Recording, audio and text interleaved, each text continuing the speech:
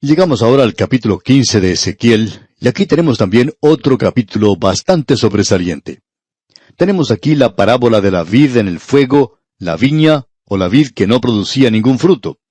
Esa es una de las representaciones de la nación de Israel. Eso lo vimos allá en el capítulo 5 del libro de Isaías. La vid allí presentaba ante nosotros a la nación de Israel. Él dice, esa vid es la nación de Israel. Así que no hay necesidad de especular en cuanto a esto. Ya sabemos lo que él está hablando aquí. Pero él hace una declaración y aplicación muy interesante en cuanto a esto, y veamos lo que dicen los versículos 2 al 4 de este capítulo 15 de Ezequiel. Hijo de hombre, ¿qué es la madera de la vid más que cualquier otra madera? ¿Qué es el sarmiento entre los árboles del bosque? ¿Tomarán de ella madera para hacer alguna obra? ¿Tomarán de ella una estaca para colgar en ella alguna cosa? He aquí es puesta en el fuego para ser consumida. Sus dos extremos consumió el fuego, y la parte de en medio se quemó. ¿Servirá para alguna obra? Aquí tenemos una gran parábola. El Señor Jesucristo utilizó esta para los creyentes en el día de hoy. Y él, digamos de paso, dijo que Israel ya no era la vid. Yo soy la vid verdadera, dijo el Señor Jesucristo. Bien, ¿cuál es el propósito de la vid?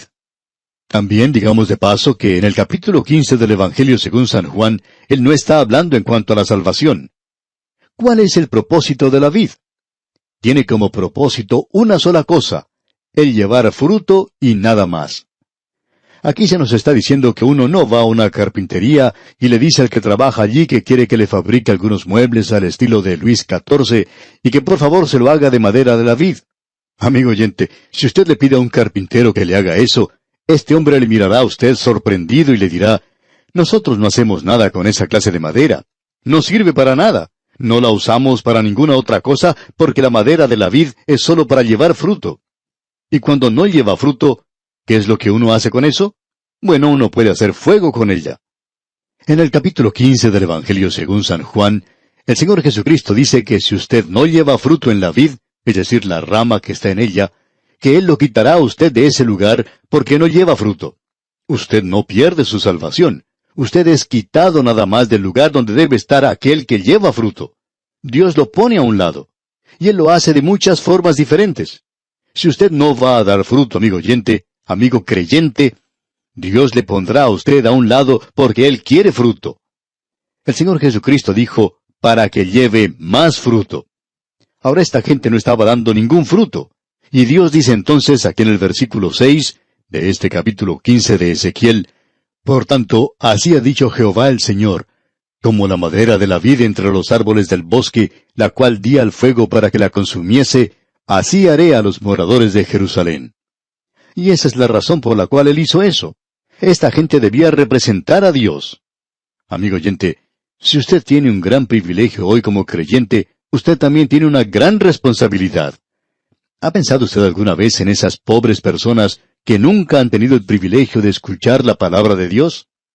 Amigo oyente, usted tiene una gran responsabilidad. Hay muchas personas que aún no han escuchado el Evangelio, pero aquellos que escuchan el Evangelio se vuelven al Señor Jesucristo. ¿Por qué?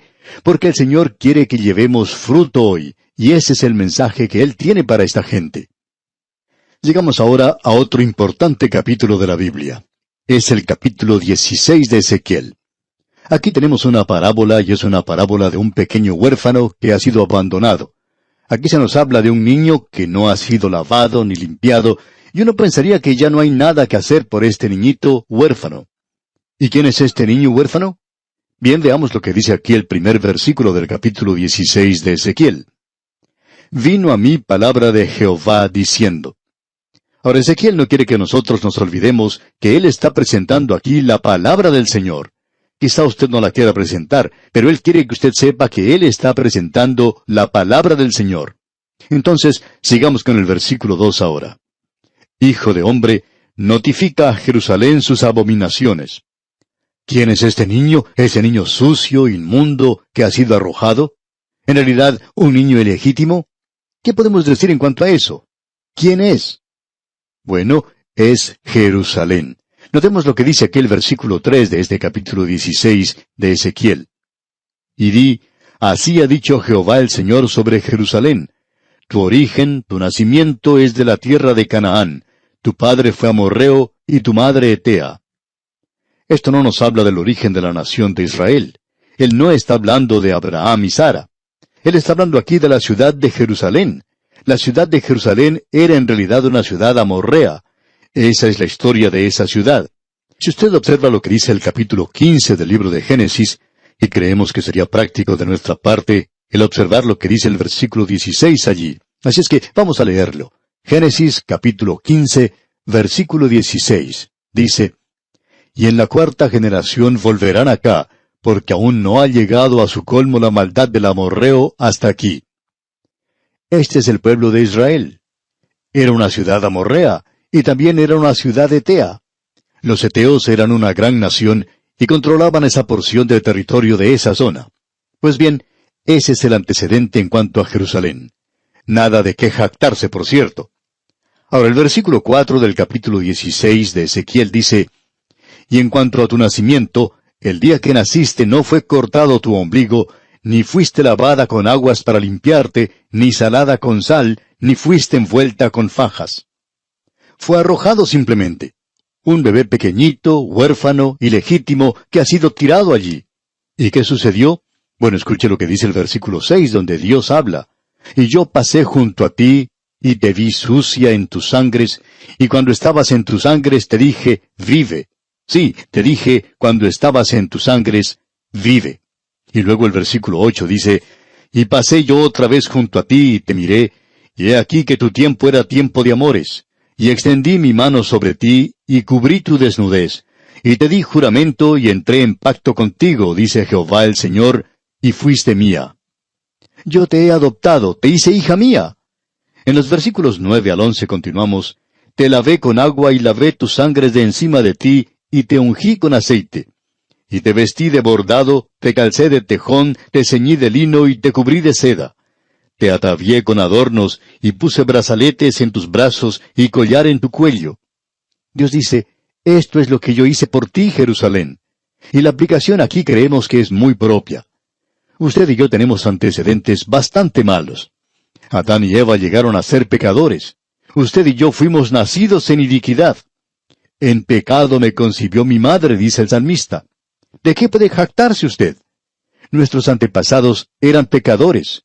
Algunos han sido salvos por la gracia de Dios. Amigo oyente, nuestro origen está en el pecado y nosotros estamos muertos en delitos y pecados. ¿Y qué sucedió? Él dijo, vive. Lo mismo que le dijo a esta ciudad.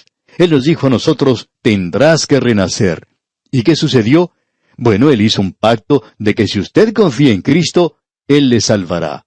Porque de tal manera amó Dios al mundo, que ha dado a su Hijo unigénito, para que todo aquel que en Él cree no se pierda, mas tenga vida eterna.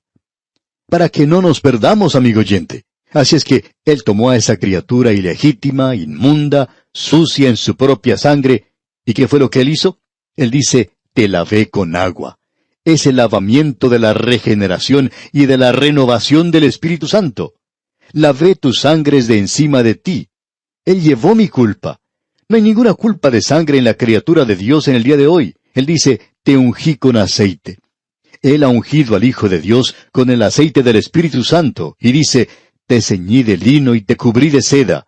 Y a nosotros nos cubre la justicia de Cristo, y ahora podemos estar en la presencia de Dios. ¿Qué fue lo que sucedió con esa ciudad? Llegó a ser una prostituta. Y que Dios tenga misericordia hoy con el creyente que se vende a sí mismo al mundo por un plato de lentejas.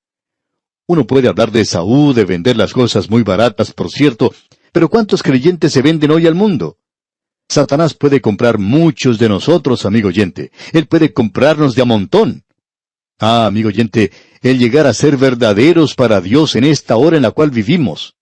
¿Qué mensaje el que tenemos en este capítulo? Amigo oyente, Ezequiel en realidad está diciendo mucho y muy claro aquí. Antes de continuar en este libro de Ezequiel con nuestro estudio, quisiéramos resumir por unos instantes algo de lo que hemos visto antes aquí en el capítulo 16. Quisiéramos resumir y decir que nos presenta este capítulo uno de los cuadros más nítidos y claros de los pecadores. Dios toma específicamente a la ciudad de Jerusalén. Él habla en cuanto a sus antecedentes. El mal nacimiento, en realidad, es ilegítimo. El padre era un amorreo, la madre era etea. Y esto tuvo lugar en la tierra de Canaán. Ese era uno de los peores lugares donde uno podía haber comenzado. Dios dice, yo te tomé y te lavé y te limpié y te di vida y te crié. El versículo 15 de este capítulo 16 dice, pero confiaste en tu hermosura y te prostituiste a causa de tu renombre y derramaste tus fornicaciones a cuantos pasaron, suya eras. Y amigo oyente, ese es un cuadro de usted y de mí también. Usted y yo tuvimos un mal comienzo. No importa de dónde vengan nuestros antepasados, ellos eran pecadores, quizás salvados por la gracia y gracias a Dios por ello, pero ellos eran pecadores. Y esto que tenemos aquí es nuestro antecedente también. David dice, en pecado me concibió mi madre. Y David no era diferente a nosotros. Ese es, pues, nuestro antecedente. Y es Dios quien por su gracia maravillosa e infinita nos ha salvado. Y aún así, hoy el pueblo de Dios no tiene mucho de qué jactarse. Nos encontramos apartándonos una y otra vez de Dios, apartándonos de la comunión con Él. Y desafortunadamente hoy ha habido muchos que se han rebelado contra Dios. Y ese es el cuadro que tenemos ante nosotros aquí. Hacia el final del capítulo 16, encontramos lo que dicen los versículos 53 y luego el versículo 55. El 53 dice, yo pues haré volver a sus cautivos, los cautivos de Sodoma y de sus hijas, y los cautivos de Samaria y de sus hijas, y haré volver los cautivos de tus cautiverios entre ellas. Luego el versículo 55 dice, y tus hermanas, Sodoma con sus hijas y Samaria con sus hijas, volverán a su primer estado. Tú también y tus hijas volveréis a vuestro primer estado. Ahora, estos dos versículos que acabamos de leer son versículos que han sido utilizados mucho por algunos cultos, es decir, por algunas sectas y otras personas, y nuevamente veremos en el capítulo 37, y podremos entrar en detalle allí, que estos pasajes han sido utilizados para promover o presentar la doctrina de la restitución, es decir que, en última instancia, todos llegarán a ser salvos. Es interesante notar en cuanto a los cultos y doctrinas que aparecen, que ellos toman una pequeña parte de la Escritura. Siempre sacan unos cuantos versículos y eso es todo lo que tienen para basar esa extraña doctrina, una doctrina que no tiene base en la Escritura. Y usted puede observar esto y apreciar lo que decía. Ahora, cuando lleguemos al capítulo 37, podremos observar que allí Dios dice, he aquí, yo abro vuestros sepulcros. Ahora, ¿de qué está hablando Él aquí? Él no está hablando en cuanto a la resurrección de los malvados a una vida eterna. En este capítulo 16 y en el capítulo 37, Él está hablando aún de Sodoma y de Gomorra, y Dios dice, yo voy a restaurar la nación. Eso no tiene ninguna referencia a la gente que vivió allí hace años. Esa ciudad va a ser reconstruida. Y si usted quiere informarse de lo que está ocurriendo en esa zona últimamente, tenemos que decir que se está desarrollando mucho esa área a lo largo de la costa del Mar Muerto. No vemos absolutamente nada allí que pueda atraer a la gente, pero hay muchos que van allí. Y nos hemos enterado que alguna gente interesada en los juegos de azar han hablado de edificar cerca del Mar Muerto, el sitio donde estaba la antigua Sodoma, el centro de juegos de azar más grande del mundo. Ahora no sabemos cuánto han avanzado en este proyecto o si algún día llegará a realizarse. Pero amigo oyente, hay muchas personas pensando en restaurar la antigua Sodoma. Y estas escrituras aquí no tienen nada que ver con la resurrección de los muertos, de aquellas personas, y que ellos van a ser salvos. Se habla de que habrá una restauración, es decir, una reconstrucción. Ahora, cuando Dios habla en el capítulo 37, se refiere a la restauración de la nación, a un avivamiento de la nación de Israel. Y ellos regresarán de sus tumbas donde han sido esparcidos a través de todas las naciones de todo el mundo. Debemos notar que el Antiguo Testamento no tiene la revelación divina en cuanto al estado futuro que usted encuentra en el Nuevo Testamento. Dios no tiene ningún plan para hacer regresar de entre los muertos a los santos del Antiguo Testamento y llevarlos a un lugar que Él ha preparado para ellos. En ningún lugar les dijo Él esto. Él les dijo que habría un cielo aquí en la tierra, y esa era la resurrección que Abraham esperaba. y deberá haber una restauración de la nación. Uno no puede leer en el Nuevo Testamento un desarrollo de esa doctrina en cuanto a este punto en particular. Cada uno de estos pasajes tiene que conformarse con la enseñanza que se presenta en el Nuevo Testamento. Y el Nuevo Testamento nos habla nuevamente de que habrá una resurrección doble, la resurrección de los salvos y la resurrección de los perdidos. Y esta gente está perdida cuando son resucitados de entre los muertos. Así es que uno no puede sacar nada de estos dos versículos que hemos mencionado aquí. Se refiere únicamente a la restauración de una nación.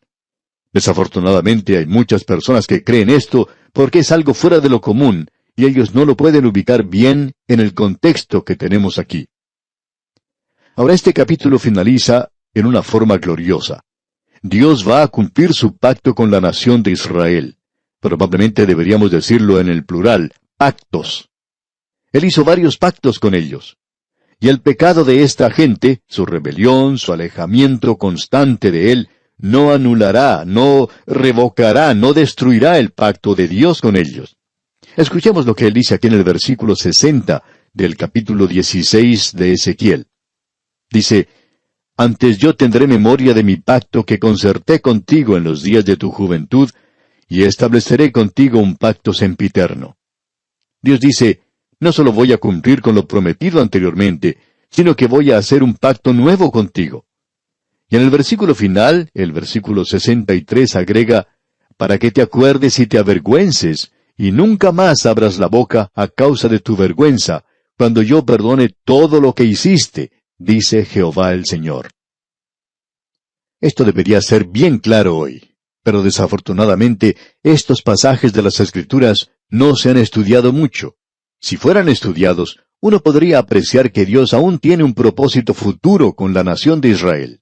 Y vamos a detenernos aquí por hoy. Que el Señor le cubra de sus abundantes bendiciones es nuestra ferviente oración.